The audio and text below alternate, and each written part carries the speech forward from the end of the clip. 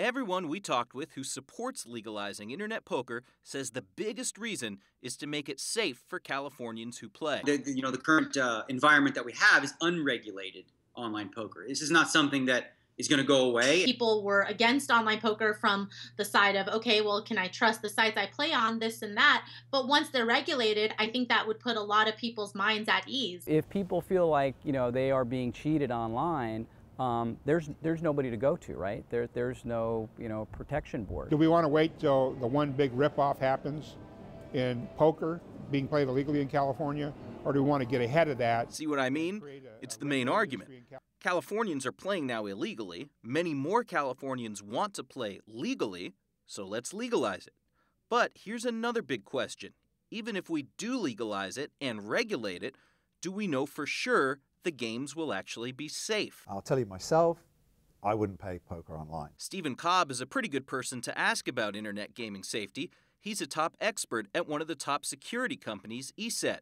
They're based here in San Diego, so I went down to talk with him. Using a computer as an intermediary in a card game is really risky. Just this past September, ESET discovered a major Trojan horse targeted at people playing on the world's biggest poker site, PokerStars. We found malicious code which takes a shot of your hand from the game and shares that to somebody who's got that information, who can bet against you knowing what you've got, which, as I understand poker, is not good. Let me repeat that.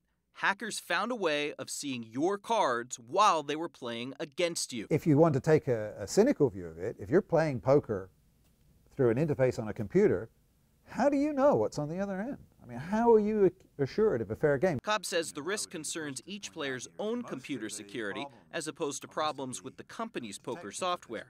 But he says there could be problems there too with what the pro-regulation side says. For example, the idea that poker sites can keep underage kids from gambling. It was brought up by industry expert Chops Price. One of the great controls of regulated online poker is that there are systems in place to ensure that you do not see underage gambling or kids that are 15 years old getting their parents' credit card and depositing onto the sites. But check out Cobb's reaction to that idea. They say, if we regulate this, there's pretty much, we can pretty much guarantee nobody below the age of 18 is going to be able to play.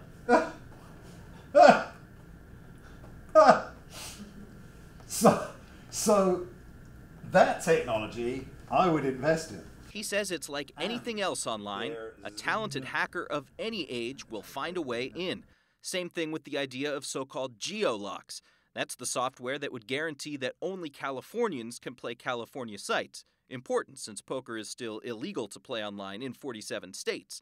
To be clear, Cobb isn't recommending not to legalize poker online, but he thinks it's important for all players to realize the danger. If people are going to participate in an activity, it's best make it legal, best make it regulated. Safer for everybody, for sure.